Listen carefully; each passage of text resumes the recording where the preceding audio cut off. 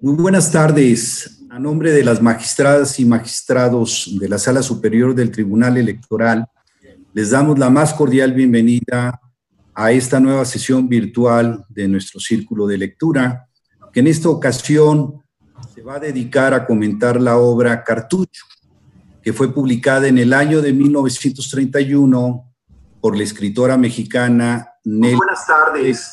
A nombre de las magistradas y magistrados. Y ella es originaria del estado de Durango. Les damos la más cordial bienvenida. Creo que ahí hay un eco, ¿verdad?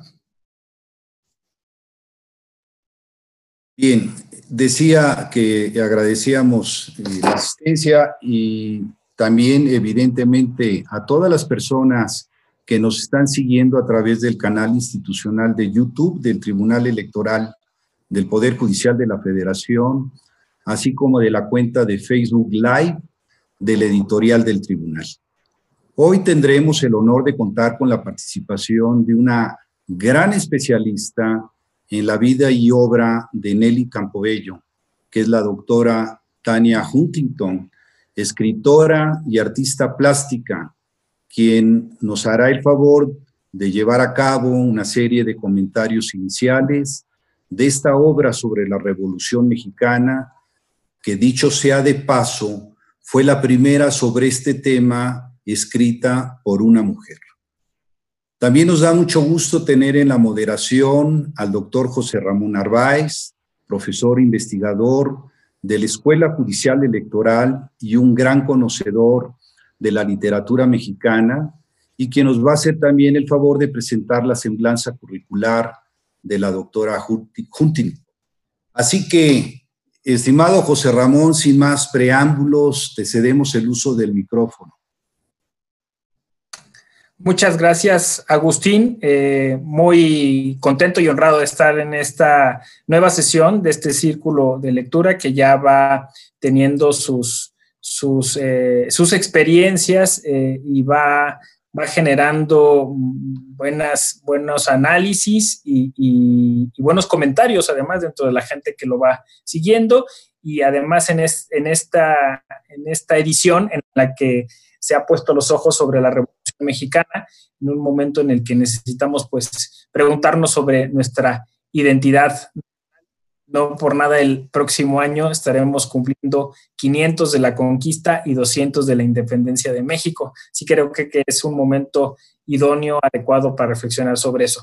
Entonces procedo a la lectura del currículum de nuestra querida invitada, de Tania Huntington, quien nació en Estados Unidos en 1969, es artista, escritora y teatrera binacional, es jefe de redacción y columnista de la revista bilingüe Literal, Voces Latinoamericanas. Sus obras, publicadas más recientemente, son Vida sin Fronteras en Alfaguara 2019, como ilustradora, y el poemario Solastalgia de Almadía y la Universidad Autónoma de Aguascalientes en 2018, en donde funge como autora.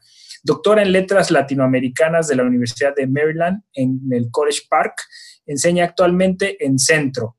Ha impartido clases y talleres en la University of Maryland in College Park, en la Universidad del Claustro de Sor Juana, en la máxima casa de estudios, la UNAM, en el Centro de Creación Literaria Javier Villarrutia y en el International Writers Festival de San Miguel de Allende, entre otros foros. Su obra plástica ha sido exhibida tanto en Estados Unidos como en México y seleccionada por foros de prestigio tales como la Bienal de FEMSA y la Bienal de Pintura Rufino Tamayo. Ha recibido becas del FONCA para el desarrollo del programa radiofónico Cabezas en 2009 y de coinversiones para poesía y pintura en 2010. Es miembro del Sistema Nacional de Creadores de Arte bajo el Fondo Nacional para la Cultura y las Artes, FONCA. Bienvenida, Tania Huntington. Y pues, sin más, procedemos a darle el uso de la voz para que haga estos comentarios tan interesantes sobre la obra y sobre la biografía de Nelly Campobello, que estamos todos y todas expectantes. Gracias.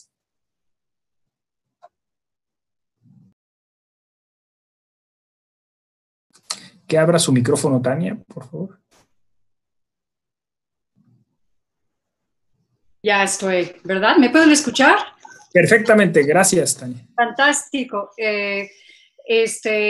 Estoy de verdad encantada de estar aquí y de poder hablar de una obra que para mí tiene tanta importancia como es justamente Cartucho de Nelly Campobello. Yo tengo acá una de mis ediciones, tengo esta de Era y también pues las obras completas que salieron en el Fondo de Cultura. Creo que ambas son muy buenas fuentes bibliográficas para acercarse a esta gran obra literaria. Y bueno, dado que tenemos aquí al foro, digamos, en Zoom de varios participantes, sé que están aquí, aunque no los pueda ver, pero tenemos un chat, ¿no? Así que a mí me gustaría arrancar con una pregunta para ustedes y siéntense en libertad de responder ahí en el chat, o simplemente si nos están viendo desde YouTube o desde Facebook, pues consideren, ¿no?, cuál sería su respuesta o participen ahí a través de los comentarios, porque realmente el tema que nos toca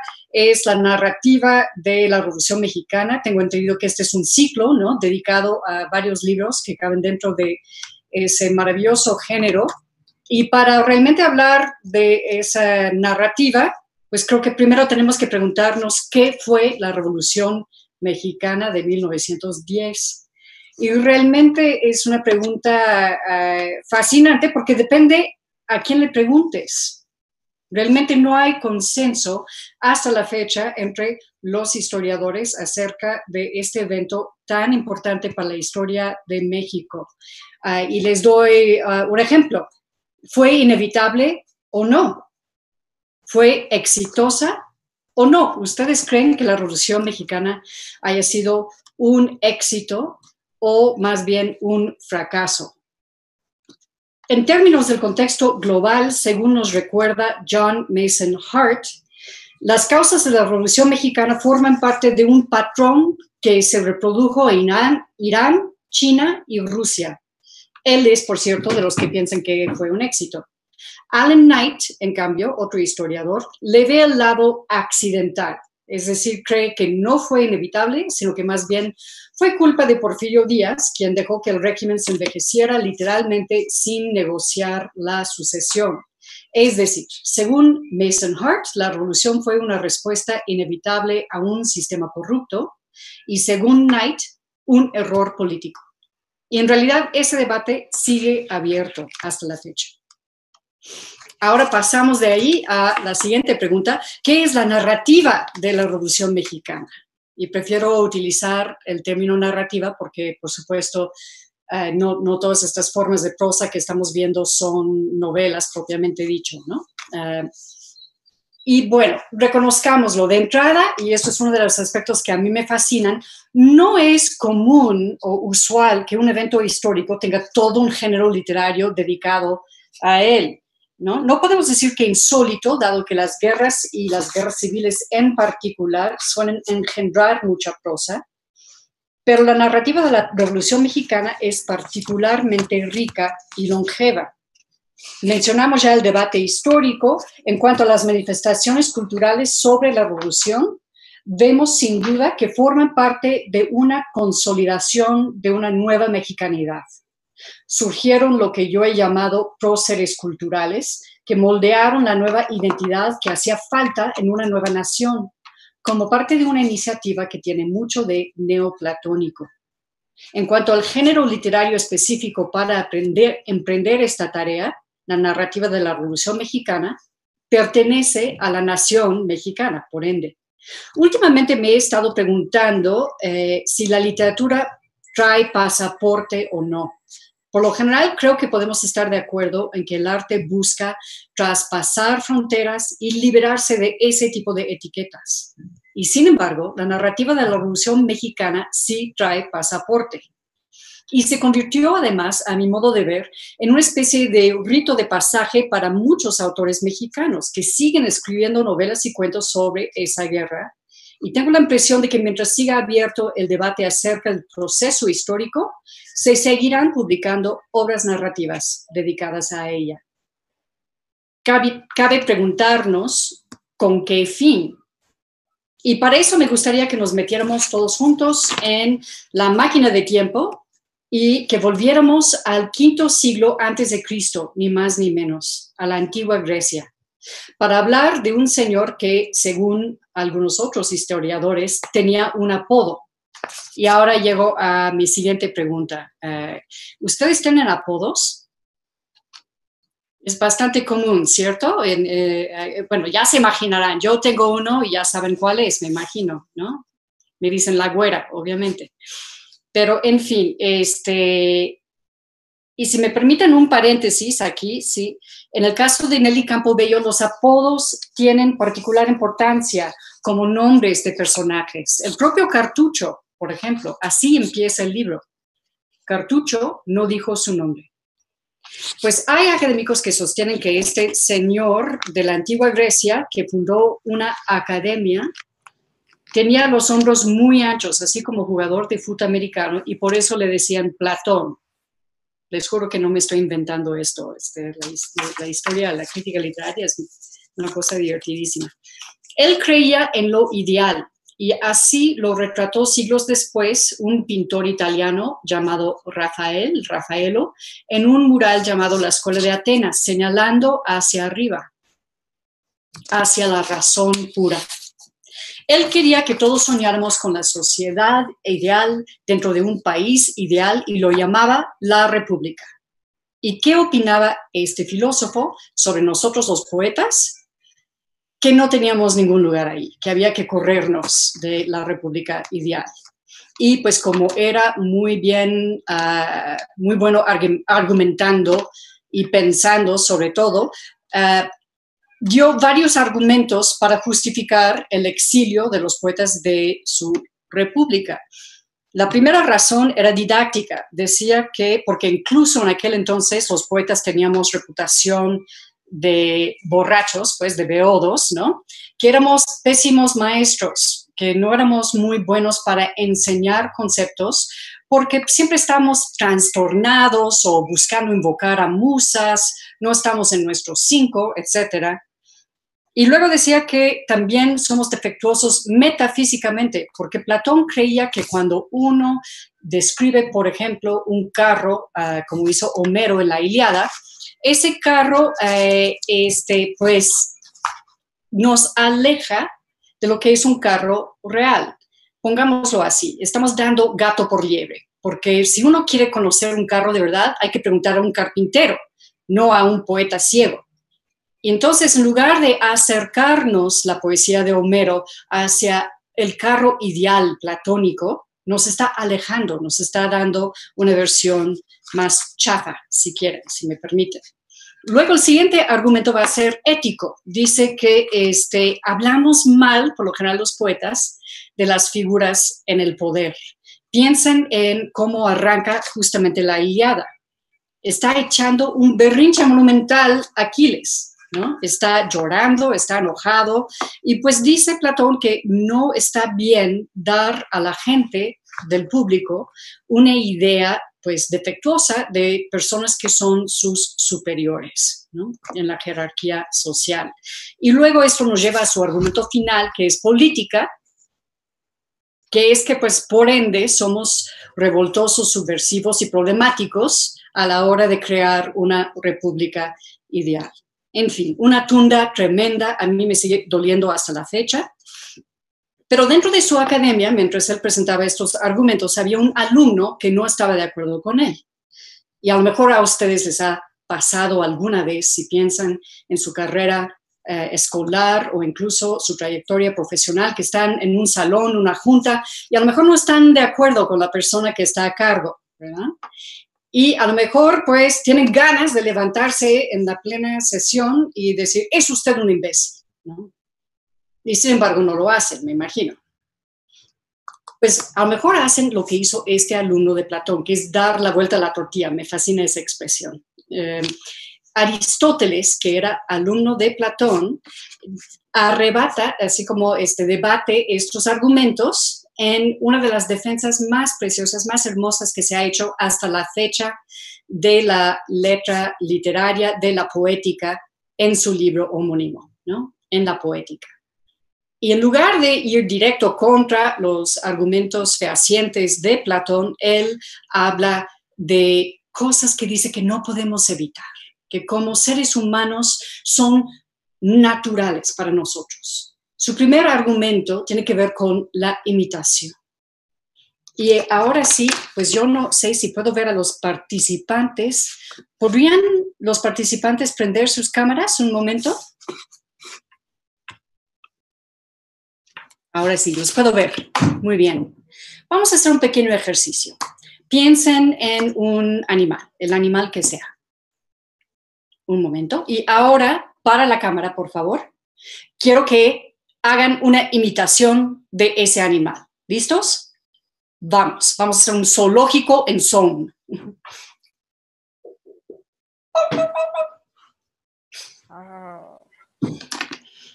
Muy bien. Pero, pues, si miran alrededor a las caras de todos nosotros los participantes y seguro los que están en sus casas también viéndonos en YouTube o Facebook, todos están sonriendo. Todos tuvieron una sensación súbita, pues sí, de hacer un oso tremendo, ni modo, aunque no hayan interpretado un oso, sino de disfrutar ese momento, tanto de ver a los demás interpretar a animales como interpretarlo uno mismo, ¿no? Y dice, pues, no se trata de acercarnos a un mono ideal, en mi caso, yo que fui mono, porque todos sabemos que la presentadora, Tanya Huntington, no es un mono, ¿no? Sino se trata de disfrutar ese ejercicio de imitación que naturalmente nos estimula y disfrutamos. Su siguiente argumento tiene que ver con otro aspecto esencial de lo escrito, ¿no? Especialmente de la poesía, pero definitivamente de la narrativa también, que es el ritmo. Y aquí nuevamente, bueno, no abrimos todos los micrófonos porque con el Zoom se vuelve una cacofonía, pero ustedes desde donde están, sigan conmigo. Si yo hago con los pies primero, quiero que me acompañen, ahí donde están.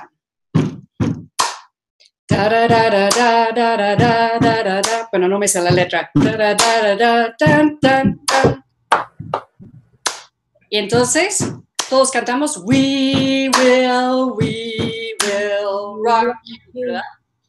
Y otra vez, mírense las caras. Están contentos, así como cuando estás en un concierto y participas, prendes la luz del celular y te pones a cantar junto con todos. Es una experiencia colectiva, irreemplazable y que está basado en el ritmo. Y en cuanto al cargo más severo de Platón, que tiene que ver con la política y con la ética, dice, mira, cuando la gente va a ver una obra de teatro como Edipo Rey, no regresa a casa a matar a su papá y casarse con su mamá, ¿no? No se trata de que uno pueda separar entre la ficción y la realidad, sino que nos da una experiencia absolutamente esencial para nuestro bien como sociedad, como ciudadanos de una república. Y eso es la catarsis, la idea de que cuando vemos cosas horrorosas o cuando leemos sobre violencia tremenda, como es el caso de Cartucho, tenemos un proceso catártico, purgativo, que nos ayuda justamente a depurar los rincones oscuros que podamos tener en nuestra psique, ¿no? Y seguir adelante como mejores personas. Así que, como se imaginarán, pues Platón, si quieren dedicarse ustedes a la censura, Platón es su hombre, ¿no? Y por otro lado, si quieren decir pues que los videojuegos, aunque sean violentos, no son lo peor que haya pasado, pues están más del lado de Aristóteles. Vemos entre muchos autores de la narrativa de la Revolución Mexicana la necesidad de tomar una postura neoplatónica, es decir, de integrar elementos didácticos, metafísicos, éticos y políticos a sus libros, de juzgar la revolución como proceso. Y me imagino que esto lo vieron la otra semana con los de abajo, ¿no? De tomar parte en ese debate historiográfico sobre el hecho de si la revolución haya sido un éxito o un fracaso. Y Campobello, en cambio, y de ahí el viajecito en la máquina del tiempo, me parece que se encuentra del lado aristotélico de esa balanza. Cartucho es mímesis, es ritmo y es catarsis. Yo dediqué mi tesis doctoral a otro libro de memorias, o quizás lo que llamaríamos ahora autoficción sobre la revolución. Se llama El Águila Serpiente, de Martín Luis Guzmán. Este es mi libro, que se llama Entre el Águila y la Serpiente. Y hice hincapié en la autocrítica que el autor inscribió en esa obra. Nelly Campobello, por otro lado, carece absolutamente de autocrítica porque ella no buscó participar en la revolución, le tocó vivirla. Y no solo la revolución, sino uno de sus escenarios más cruentos, el del villismo de Chihuahua a partir de la Convención de Aguascalientes hasta 1920. La edición de 1931 de Cartucho constaba de 33 relatos originales y ese número no es precisamente azaroso, pues tiene connotaciones tanto de Via Crucis, si creen en nuestro Señor Jesucristo, ¿verdad? Fue crucificado a los 33 años. Y también tiene un elemento, a mi parecer, de 30-30, el calibre del rifle Winchester que usaba Villa y el nombre justamente del ballet de masas que Campobello 4 años después montaría junto con su hermana Gloria en el estadio. Si quieren aproximarse más a la obra de Campobello, recomiendo especialmente el prólogo de Jorge Aguilar Mora, quien fue profesor mío en el posgrado ahí en Maryland y que está en esta edición de ERA. Él dice que Cartucho es esencial para comprender, por ejemplo, la narrativa de Juan Rulfo, ni más ni menos. Dice, y cito, no hay 100 años de soledad sin Pedro Páramo y no hay Pedro Páramo sin Cartucho. Hay críticas feministas en su mayoría, que han dicho que Cartucho fue menospreciado por haber sido escrito por una mujer. Y sin embargo, como señala Aguilar Mora, sí fue eso, sin duda, pero no solo fue eso, sino también fue su enfoque en el villismo.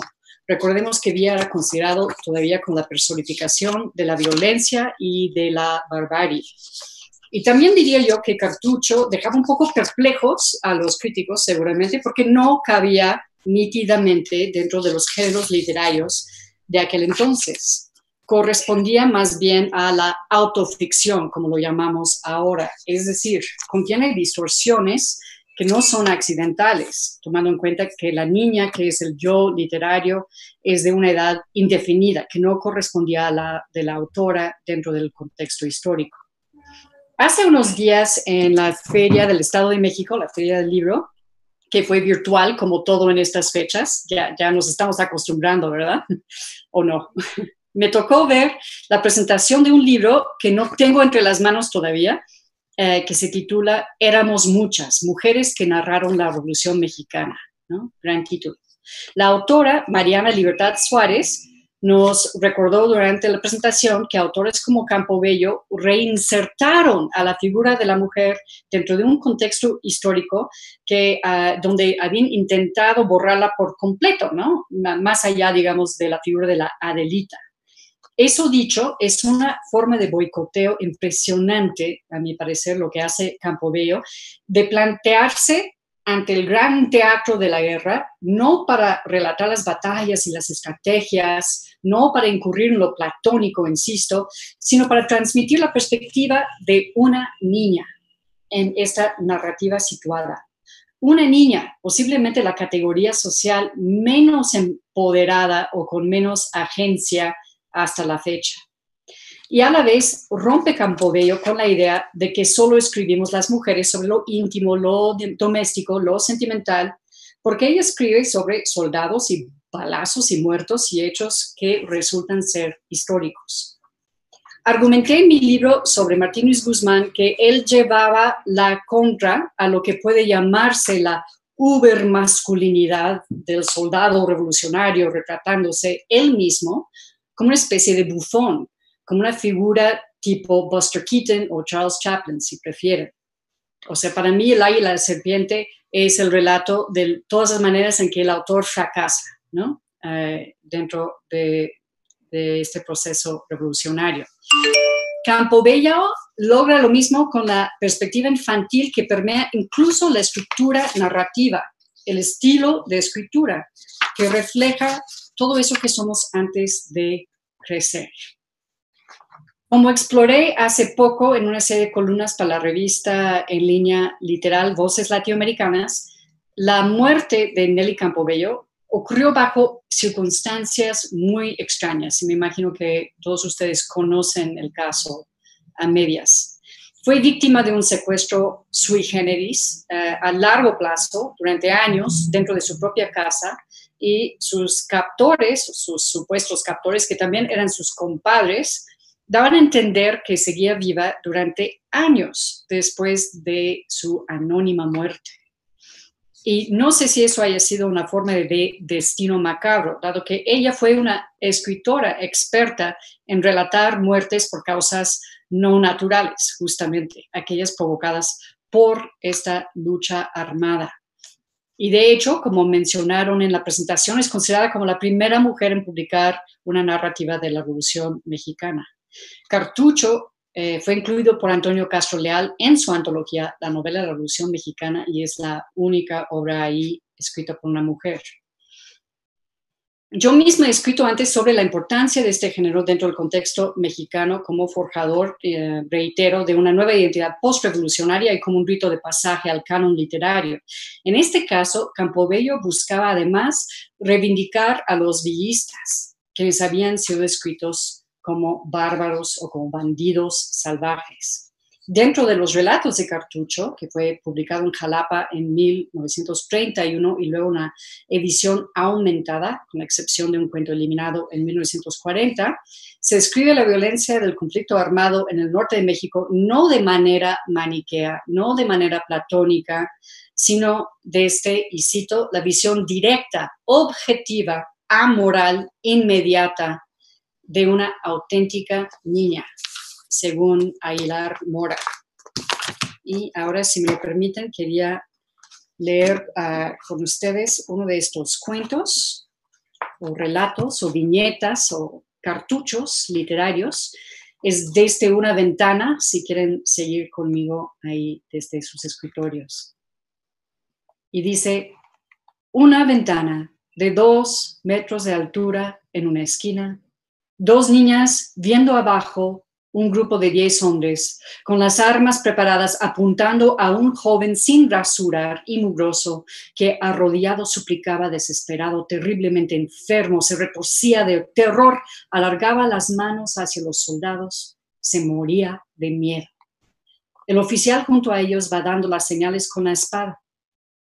Cuando la elevó como para picar el cielo, salieron de los 10 fogonazos que se incrustaron en su cuerpo hinchado de alcohol y cobardía.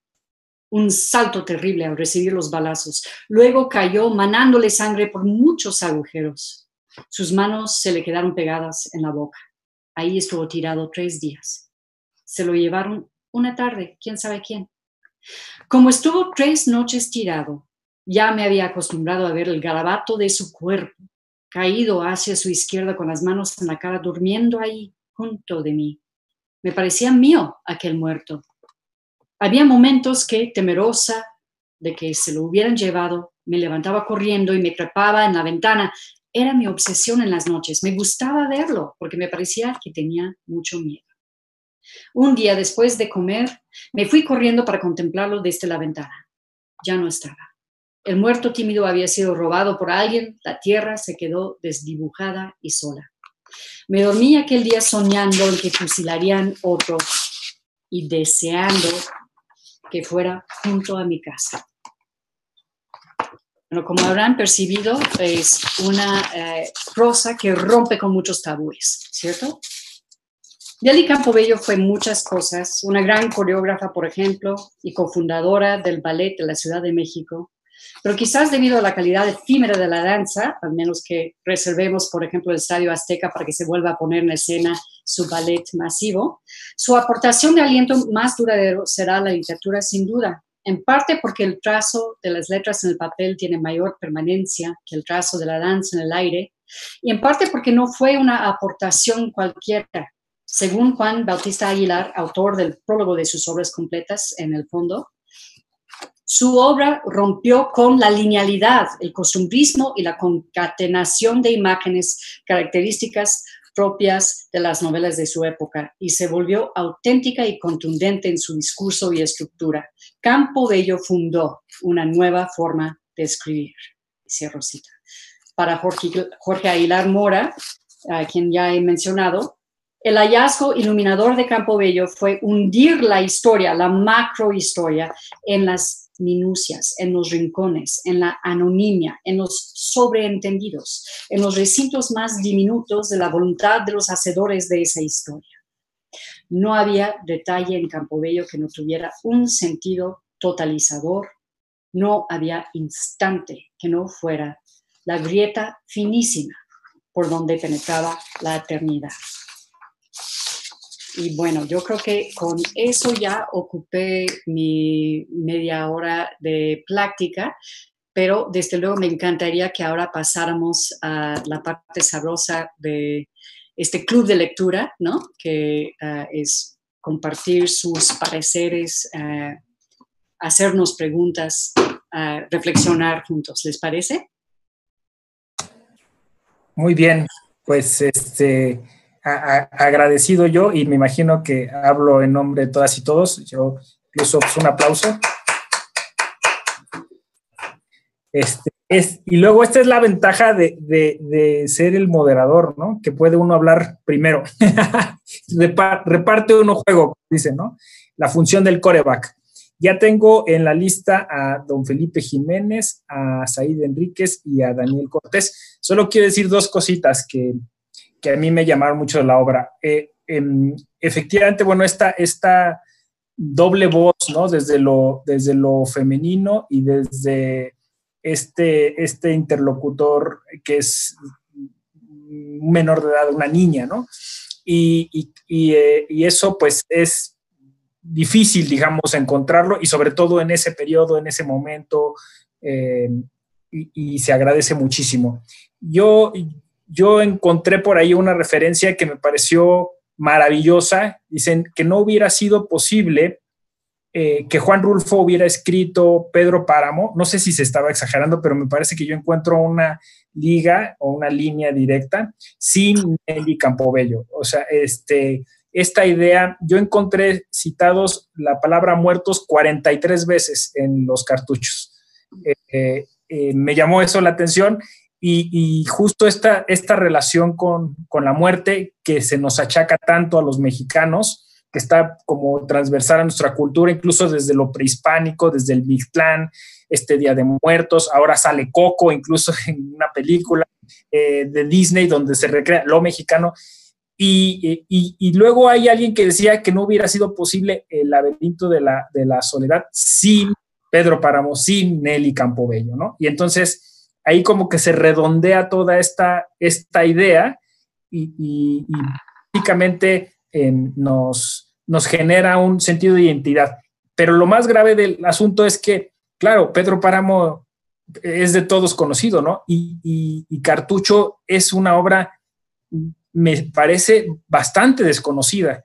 Y claro, uno dice, por ahí también escuché eso de, esto no le hubiera sucedido si fuera hombre o varón, ¿no? O sea, es decir, todo este periplo de haber sido secuestrada, este olvido, este desdeño hacia su obra, y también esas dos cosas, o sea, con esas dos cosas yo me quedo, porque creo que son sumamente impactantes para la cultura mexicana, y en las que deberíamos de reflexionar, ¿no? Y como bien decías, porque a mí, contestando a tu pregunta, a mí me parece que la Revolución Mexicana no ha terminado.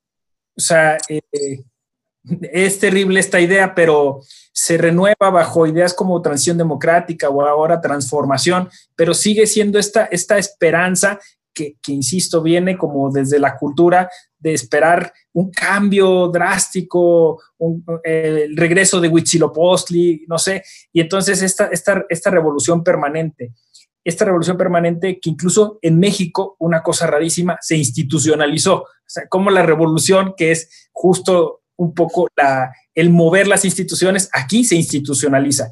Y casi estoy recordando a Dalí diciendo, no puedo soportar un país más surrealista que mis pinturas, ¿no? Y quedo y le doy paso a don Felipe Jiménez. ¿Se me escucha? Muchas gracias, José Ramón. Felicidades a la doctora Huntington. Les comento que no había leído el libro y la verdad es que me sorprendió mucho, muy gratamente. Creo que se puede decir que Cartucho es una obra que fue tan revolucionaria en su día como la propia Revolución Mexicana.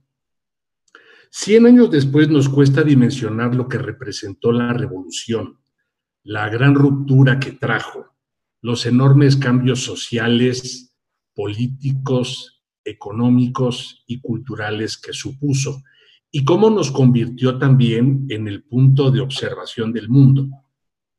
Estados Unidos estaba conmocionado con las noticias que le llegaban de lo que estaba pasando del otro lado del río Bravo, sin saber el alcance de tantos cambios y cómo esos cambios podían influir en ellos. Rusia, por su parte, no podía estar más que interesadísima en lo que estaba sucediendo aquí, en cómo se articulaban los grupos sociales y cuáles eran sus demandas. Pensemos que la Revolución Rusa estalló hasta 1917, cuando aquí ya llevábamos varios años de movimiento armado. Lo mismo sucede con la Revolución China.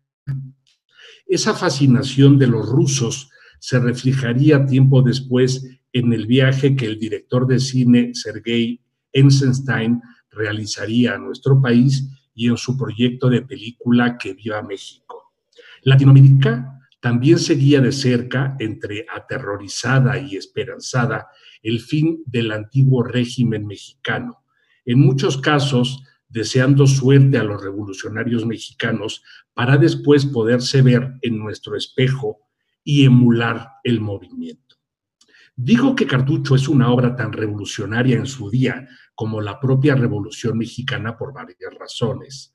En primer lugar, porque fue escrita por una mujer, como destacaba al principio el licenciado Agustín Millán, lo que tiene un mérito gigantesco considerando las enormes limitaciones que cercaban a las mujeres en nuestro país en el siglo pasado.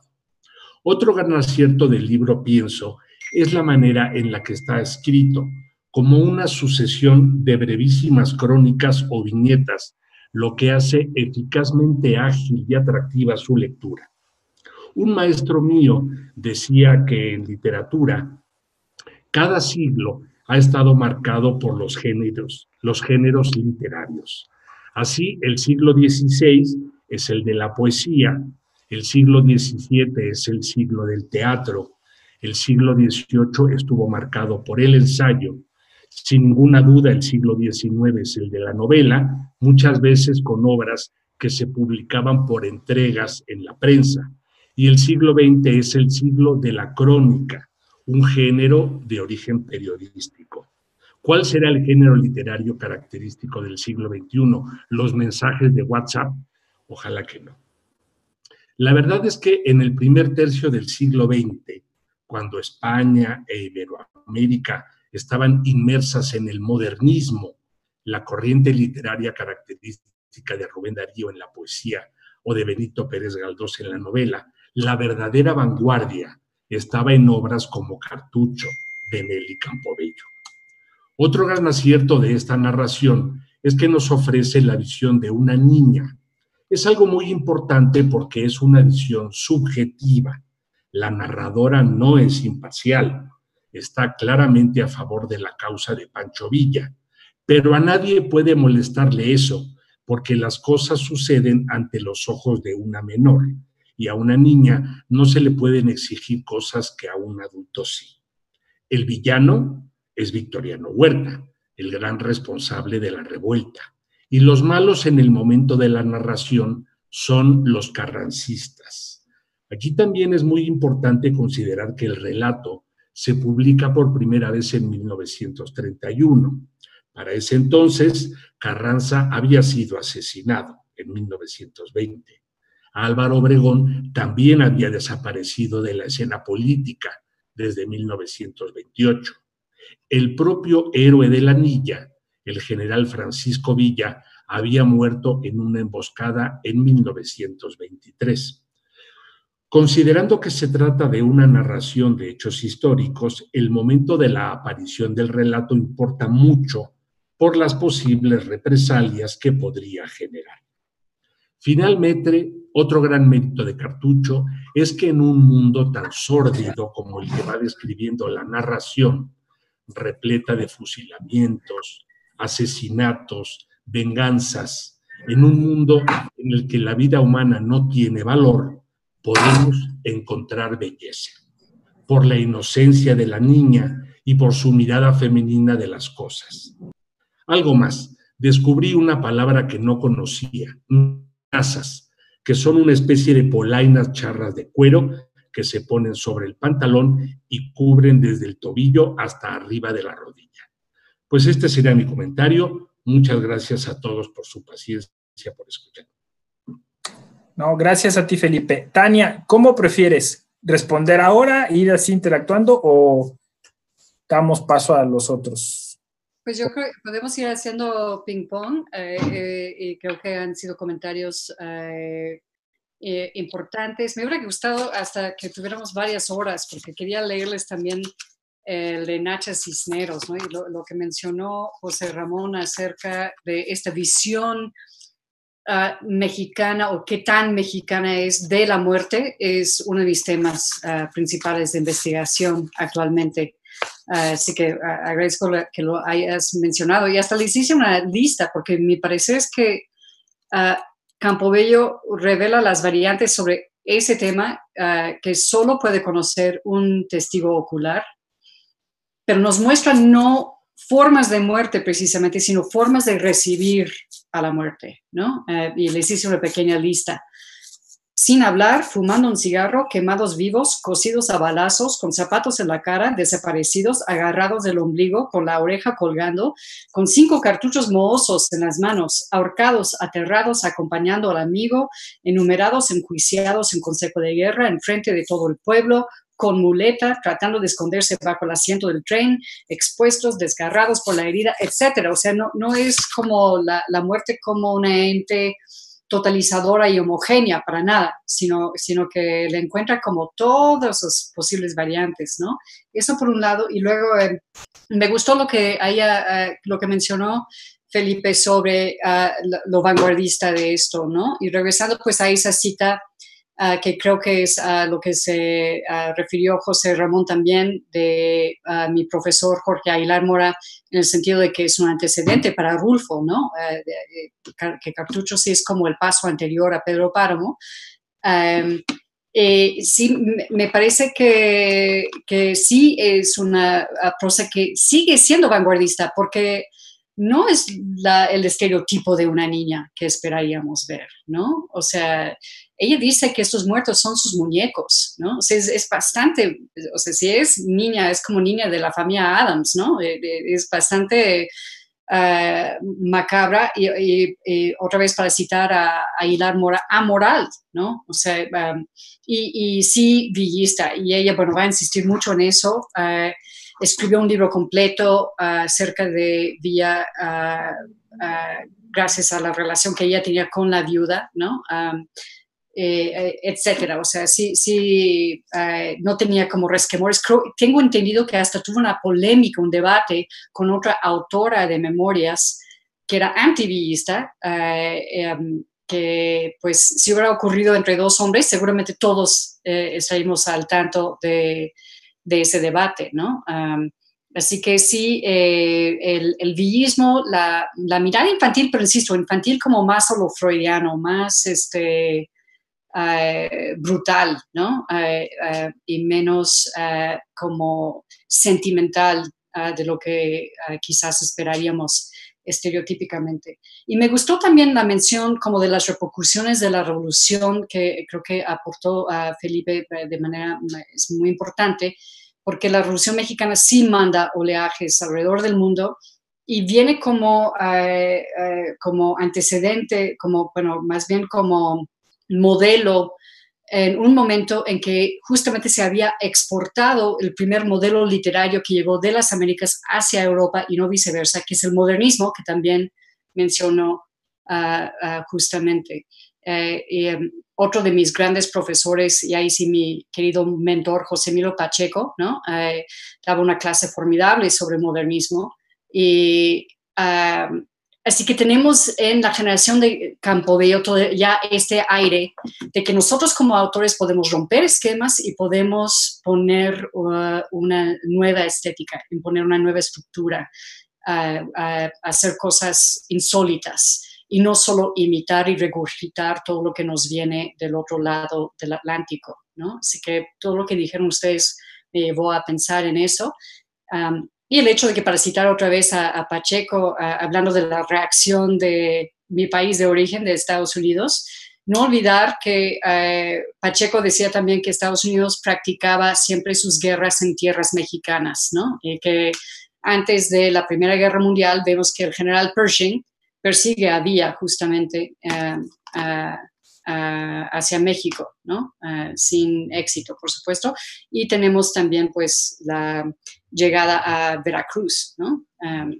Lo cual, pues, desde una perspectiva como histórica, me parece digno de notarse. Y Campobello no solo fue más leída, digamos, o ha sido más leída a mi parecer afuera que quizás dentro de México, ¿no? Lo cual es curioso, sino que por sus contemporáneos. Empezó como poeta, el primer libro que publica es un poemario que se llama Yo Francisca, lo cual es curiosísimo, porque Nelly Campobello era un nombre de pluma, no era su nombre de verdad, y utiliza un seudónimo para el título de su poemario que es su nombre de verdad, porque ella nació siendo Francisca, ¿me explico? Así que es como un ping-pong ahí muy curioso. Y ese poemario fue leído y apreciado ni más ni menos que por Langston Hughes, quien tradujo varios de los poemas.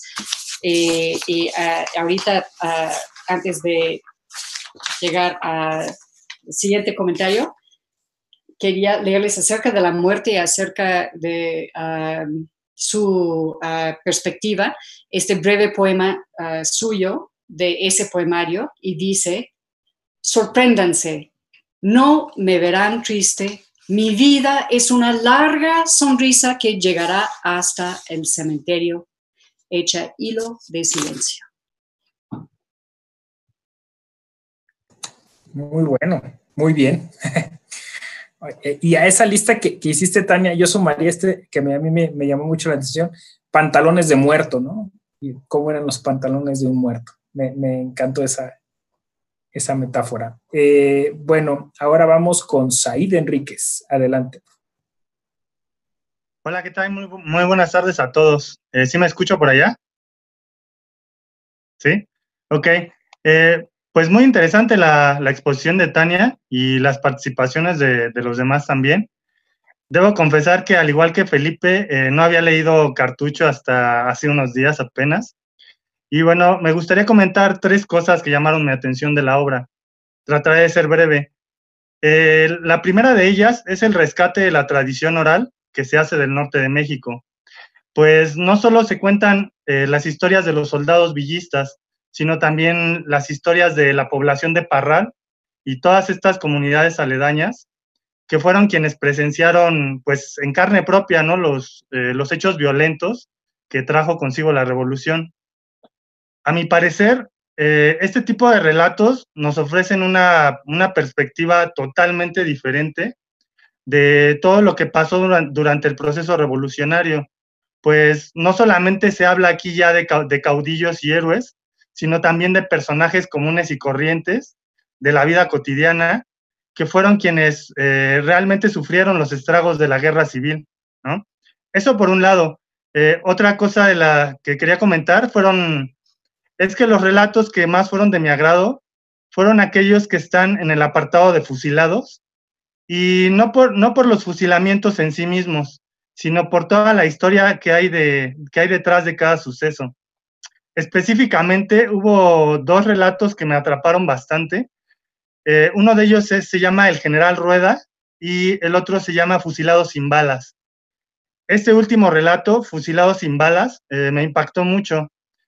Pues narra cómo Gudelio Uribe, que es uno de los personajes principales, le cortaba las orejas y torturaba hasta dejar sin vida a los prisioneros, ¿no?, que capturaba. Incluso se narra en esa historia cómo torturaron a un prisionero, me parece que se llama Catarino Acosta, hasta dejarlo sin vida, ¿no? Sin utilizar ni una sola bala.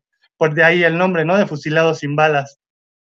En general, creo que creo que los relatos de fusilamientos son historias del movimiento revolucionario que son muy poco conocidas, incluso a veces estigmatizadas por la sociedad, pero que creo yo que deberían también ser del conocimiento de todos, ¿no?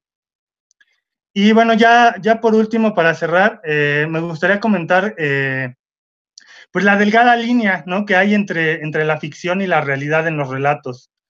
Pues si bien todos los relatos me parece que están inspirados en historias y personajes reales, pasaron de boca en boca y seguramente se le fueron añadiendo pequeñas cosas en el camino. Y bueno, en este sentido, considero que siempre hay un toque de ficción en cada relato, ¿no? Sin embargo, pues muchas veces resulta difícil discernir cuál es este límite, ¿no? ¿Cuál es el límite, la línea entre la ficción y la realidad, ¿no? Y bueno, eso sería todo por mi parte. Muchas gracias. Pues listo, Tania. Igual si quieres de una vez, ¿no? Pues yo creo que lo que señala sí son aspectos fundamentales, tanto del rescate, lo que llamas tradición oral, ¿no? Yo diría incluso pues todo lo que se deja fuera de la historia tradicional. O sea, si pensamos que la historiografía tradicional, hasta el momento en que estaba escribiendo Campobello, se concentraba únicamente en los líderes, ¿no? Eso que decía Platón acerca de la tragedia, ¿no? Que son las historias de los de arriba, para usar esa como dicotomía que utilizó un crítico chileno a la hora de decir Mariano Azuela escribió los de abajo y Martínez Guzmán los de arriba, ¿no? Y pues los de abajo ya había señalado como parteaguas que también eran dignos de contarse las historias de personas que hubieran sido anónimas de otra manera, ¿no? Y creo que Campobello retoma eso y pues hace lo que ahora pues se llama historia popular o historia de esferas domésticas, historia de la mujer, etcétera, porque pues la verdad son apasionantes las historias de batallas y de líderes y generales y estrategias, a mí me fascinan, pero obviamente cualquier persona que ha estado vivo durante nuestra época sabe que todos nosotros estamos participando en una historia que no entraría en ninguno de esos libros, ¿no? Desde lo personal. Así que yo creo que la narrativa es una manera excelente de rescatar justamente esa vivencia. Y a veces no creen ustedes, y no soy la única que lo ha dicho, que en una novela sientes más viva la historia que en un libro de historia, ¿no? Y sí, pues por eso insisto en el término autoficción, porque está muy claro que está basado en la realidad vil figura de Uribe que mencionas, ¿no? Que tortura al pobre Acosta porque piensa que ni siquiera vale una bala, ¿no? Gastar una bala en él. Existió, ¿no? Y Felipe Ángeles también, y bueno, todas estas figuras que se mencionan aquí.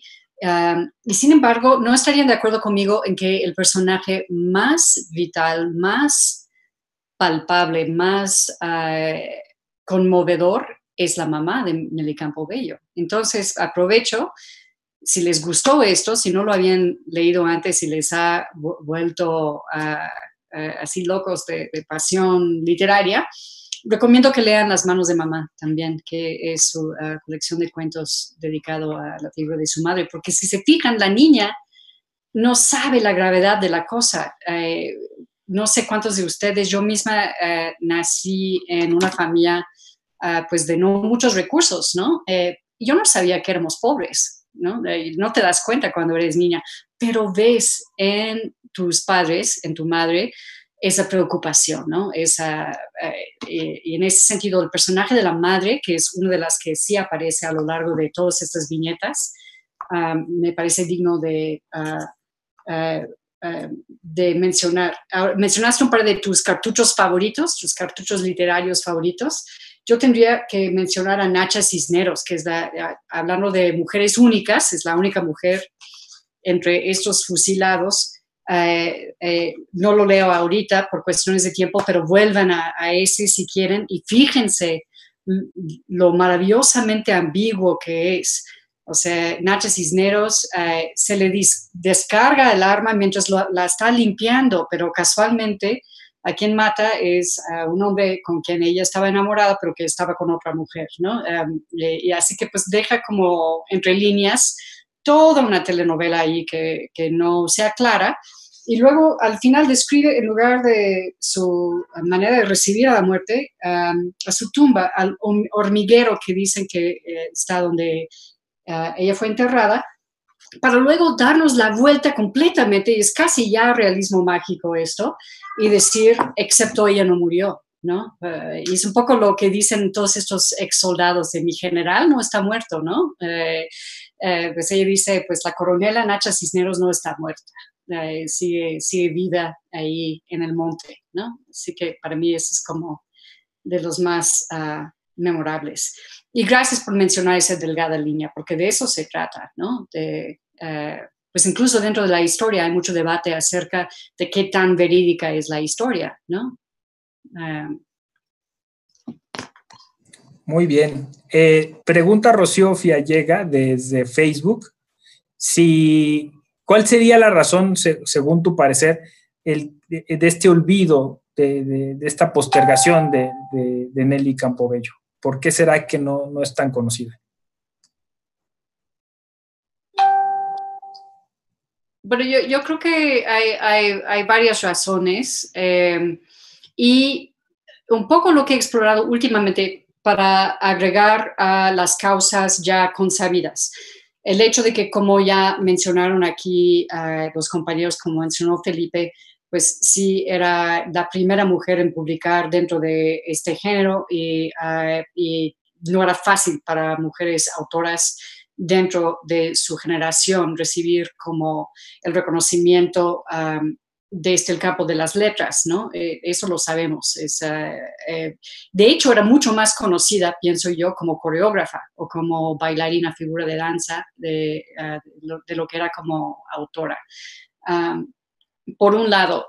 Por otro lado, como mencioné, por la dificultad de clasificar el libro. O sea, para que un libro sobreviva y se enseñe y se incluya en listas y en programas académicos, pues en primer lugar tienes que decir, ok, voy a enseñar la novela de la Revolución Mexicana, pero esto no es una novela, no exactamente, ¿no? Hay muchas mujeres que escriben obras que no caben dentro de las clasificaciones tradicionales de géneros literarios. ¿Por qué? Porque como ya de por sí somos minoritarias y por ende outsiders, ¿no? No respetamos las reglas, ¿no? Y en ese sentido yo creo que pues agrega como a lo vanguardista que es esta obra, pero también contribuye desde luego al hecho de que pues va a caer como de ese tipo de listas de clasificaciones, ¿no? Que consolidan al canon literario a largo plazo. Y luego, pues lo que mencionó nuevamente Aguilar Mora en el prólogo, y creo que es importante volverlo a señalar, porque eligió una banda muy incómoda. Ponerte del lado de los villistas no era, digamos, la manera más fácil de llegar a la acepción popular, porque sí era una figura considerada incómoda. O sea, si pensamos dicotómicamente civilización versus barbarie, a día lo identificaban con eso último, ¿no? Creo que todos esos fueron factores que contribuyeron. Ahora sí, no está olvidada. A quienes sí hemos olvidado son muchas de estas mujeres en el libro que les mencioné, que todavía no me llega, pero que se llama Éramos Muchas. Resulta que hay muchas mujeres que escribieron sobre la revolución y yo misma no las conozco todavía. Así que pues ese rescate, la buena noticia es que los libros no se quedan sepultados, sino que siempre pueden volver a encontrarse, volver a editarse, volver a leerse y nosotros podemos corregir eso, ¿no? Y me alegro que lo hayan hecho ustedes en el Club de Lectura, qué maravillosa manera de rendir homenaje a esta figura. Y por último, el tema que estoy trabajando ahora para mi proyecto del sistema, dentro del área de ensayo, es quizás la manera en que su extraña muerte, todo este caso de Campobello, contribuyó también a cierto olvido crítico, porque si se fijan, ¿qué es lo que pasa cuando una figura fallece en México, una figura importante? Hay pues un gran evento en Bellas Artes, sale en todos los periódicos, todos los críticos hacen como una reevaluación de su obra completa, de su vida, de su contribución a las artes, las letras, etcétera, etcétera.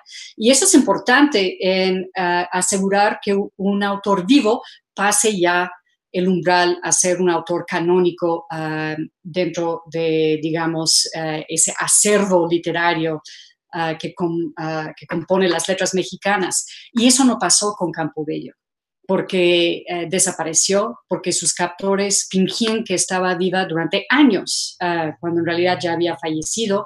Entonces, cuando se supo la verdad y se descubrió esta tumba casi anónima en el estado de Hidalgo, pues ya había pasado el momento para hacer el homenaje, el tributo, la consagración, ¿me explico? Yo pienso que eso también tuvo que ver. Muy bien, tantas cosas interesantes. Todavía hay otras dos preguntas de la misma persona en Facebook, pero si quieren le damos el turno a Daniel y después sí, te hago estas otras dos preguntas, ¿no? Daniel, adelante.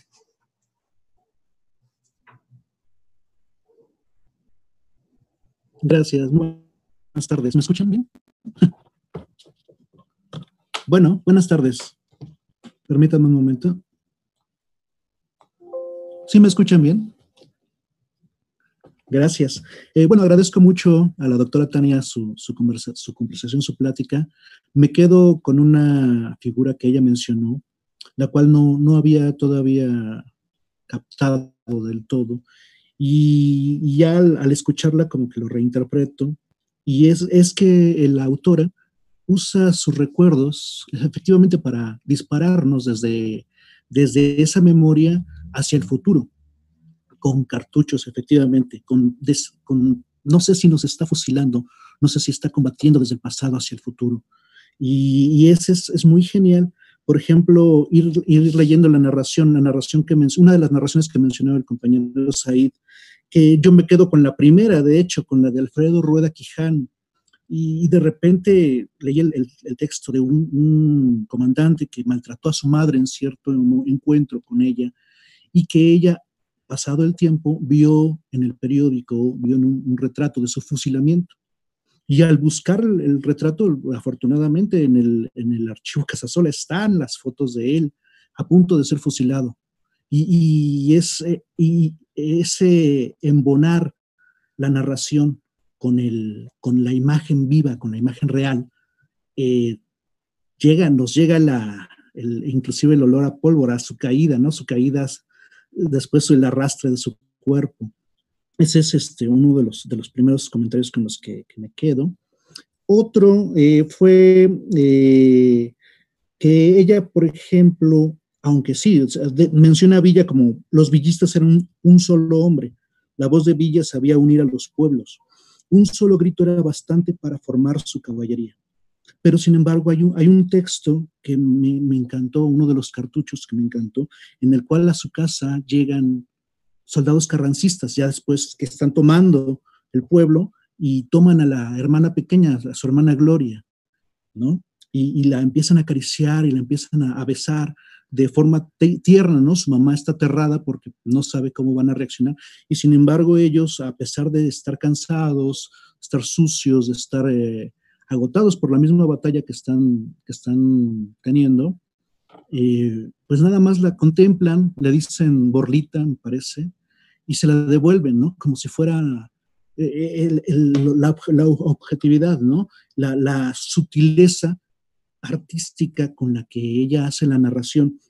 Por ejemplo, para describir la elegancia, la propiedad de Felipe Ángeles, a punto de ser fusilado, a punto de estar en otro lugar, llega con una señora y le dice, oiga, Pepita, y aquella señora que usted me presentó un día en su casa, se murió, general, está en el cielo, allá me la saluda. Y esa frase que pudiera ser quizás hiriente para alguien que va a morir irremediablemente, él le responde, sí, la saludaré con mucho gusto.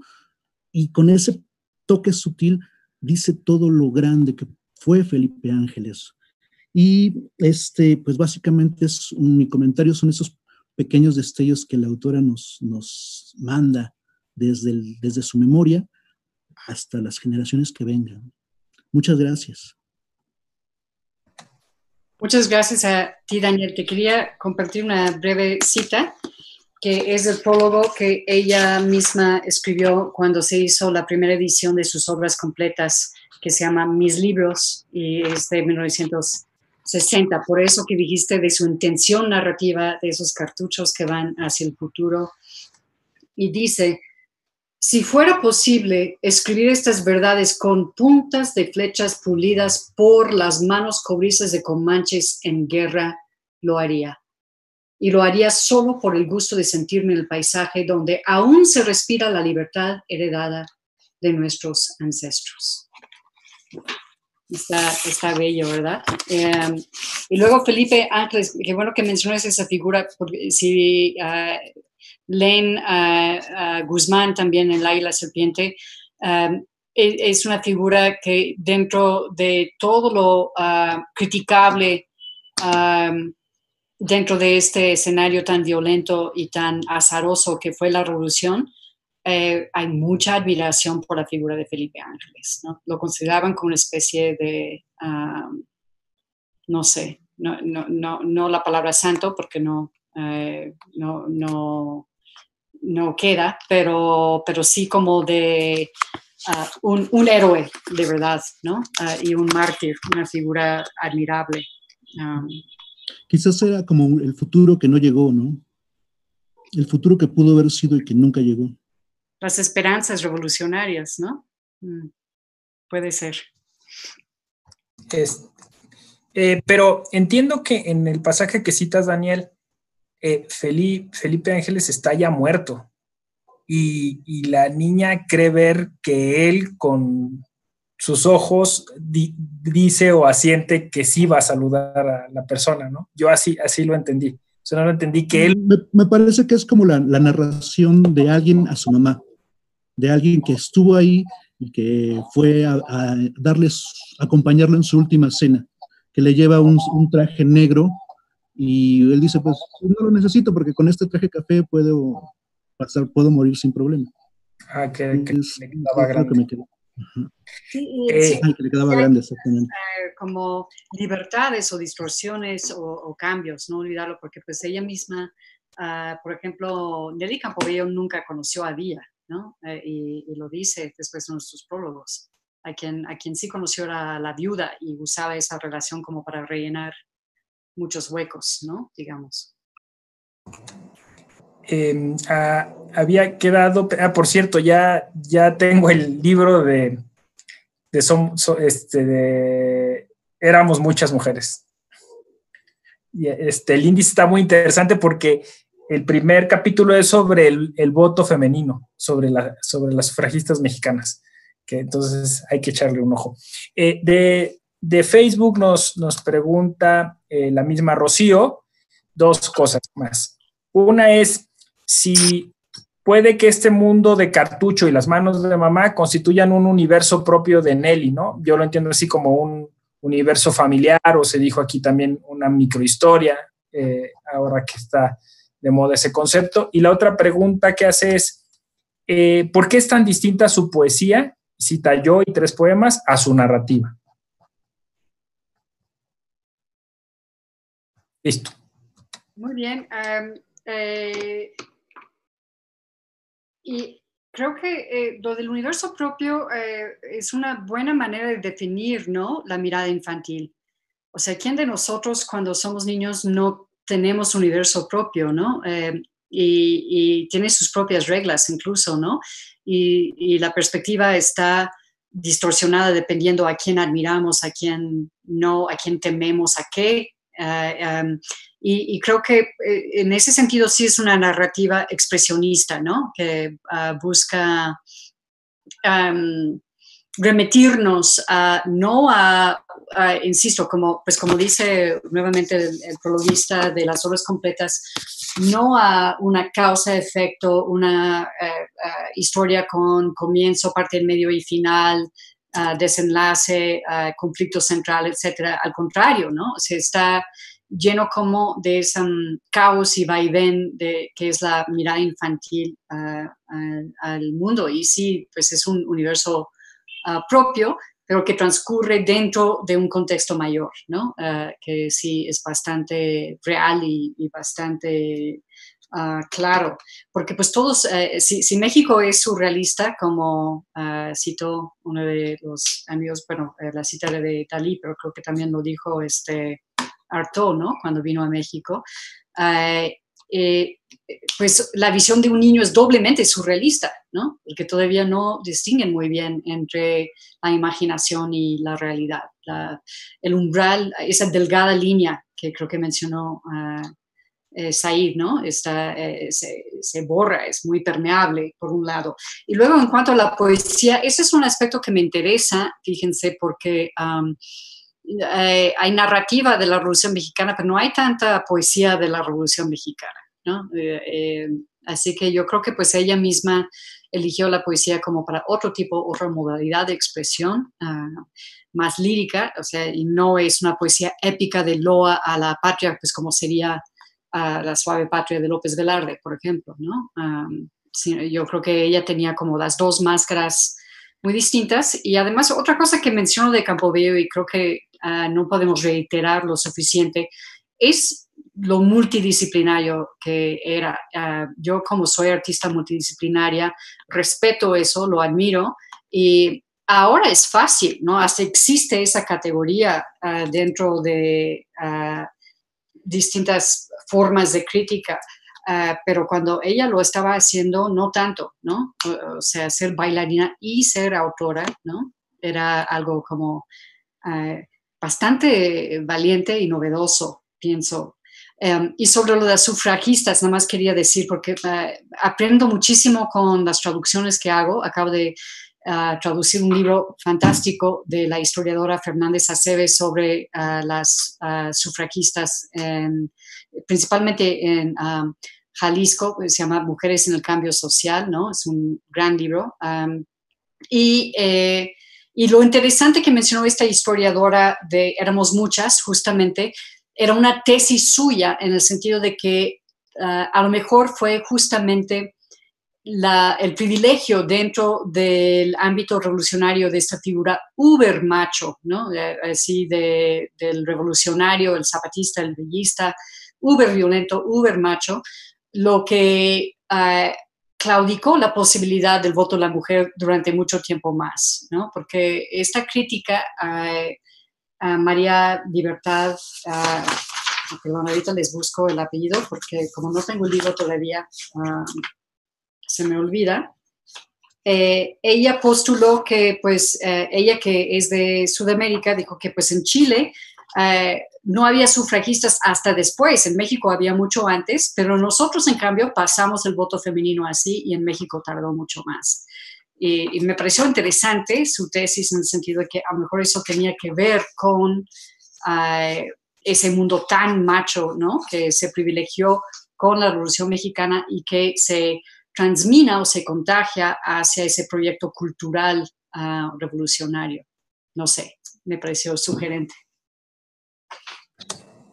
Sí, muy, muy interesante esa relación. Y creo que este libro va a ser muy, muy interesante. Pregunta a Nancy Samaniego, bueno, dice, no es pregunta, más bien como comentario, ¿no? En relación a la falta de poesía en la revolución, creo que lo más cercano son los corridos. Ándale, muy bien dicho. Totalmente sí. De acuerdo. Yo también, aprovechando que sigues aquí, Tania, y tu vasto conocimiento sobre estas cuestiones, también no sé qué relación, a mí me impactó desde muy joven este cuento, el libro, pero en concreto este cuento de relato del Mundo Valadez, La muerte tiene permiso, ¿no? Que vuelve a salir a propósito de esto que dices tú, que este tema recurrente sobre la muerte, y que es también una visión bastante peculiar, así como en Eli Campobello entiendo una especie de, incluso de relación casi psicoanalítica, fetichista, ¿no? Como decías tú, freudiana, y acá esta otra manera de ver la muerte que dices tú, no es la muerte en sí como un hecho biológico, sino la forma en la que se apropia en los diferentes espacios literarios, ¿no? De la poesía, la verdad, sí conozco poco y creo que pues Nelly igual puede ser un buen ejemplo, ¿no? De poesía sobre la muerte. Bueno, está ese ejemplo que encontré, pero por supuesto que tendría que mencionar Muerte sin fin de Gorostiza, si el tema. Esa es la obra maestra de ese tema del siglo XX de México y más allá, a mi modo de ver. Mariana Libertad Suárez, perdón, es que ya encontré el apellido, nomás quería decir que ella es la autora de Éramos Muchas. Y esta cuestión de la muerte, bueno, uno de mis proyectos tiene que ver con eso porque reconozco que, como saben, nací afuera y el debate en México acerca de la importancia cultural de la muerte es fascinante y también es un debate abierto. Como mencionas, tiene capítulo Coco, ¿no? De si eso se vale o no. Bueno, como sabrán varios de ustedes, creo que hubo un intento fallido de Disney de ponerle copyright al término Día de Muertos, ¿no? Lo cual pues sería risible si no fuera tan extraño. Así que pienso, por ejemplo, en los polos tenemos a Un Paz en el laberinto de la soledad hablando de la muerte en México como algo muy particular, distinto, etc. Y luego pues tenemos como el equipo que asocio yo con Carlos Monsiváis, que dice que eso es exagerado, no es que los mexicanos celebramos la muerte, ¿no? O que estemos cómodos con la idea de muerte o que no suframos, ¿no? La pérdida de nuestros seres queridos. Así que creo que hay muchas aristas. Es interesante el libro de Claudio Lomnitz, si les interesa indagar más sobre el tema. Yo creo que ese es como un libro importante en ese sentido, porque por supuesto que ese, como en muchos otros aspectos del México moderno, confluyen aspectos precolombinos y luego aspectos coloniales, postcoloniales, o sea, es como una gran mezcolanza.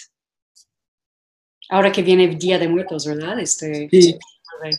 Contemporáneo nuevamente el tema.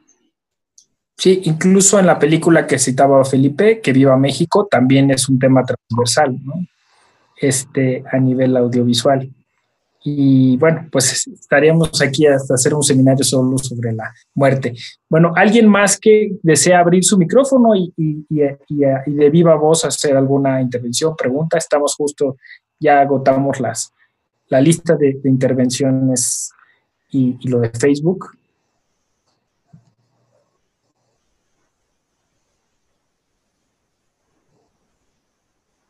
Pues creo que fue una extraordinaria sesión. Muchas gracias a todos. Muchas felicidades a nuestra invitada de honor, la doctora Tania Huntington. Y destacamos también la gran participación del doctor José Ramón Narváez como moderador de este círculo de lectura. Gracias, querido amigo José Ramón. Tu participación siempre es muy inteligente, muy amena, así que reiteramos nuestro agradecimiento. Y antes de despedirnos, quiero informarles que la siguiente sesión del Círculo de Lectura la vamos a llevar a cabo el próximo jueves 12 de noviembre a la misma hora, a las 6 de la tarde, y en esa ocasión la vamos a dedicar a la obra La Noche de Ángeles, de la autoría de Ignacio Solares. Quiero solicitarle ahora a mi compañero Alberto Banderas que nos haga favor de mostrarnos en pantalla los reconocimientos que hemos preparado para la doctora Huntington y para el doctor Narváez, que en breve les vamos a estar haciendo llegar en su formato físico a donde ustedes nos indiquen. Y pues ya también pediría que se abrieran los micrófonos para que nos pudiéramos despedir y brindar a todos los participantes. Muchas gracias. Muy buenas noches. Gracias.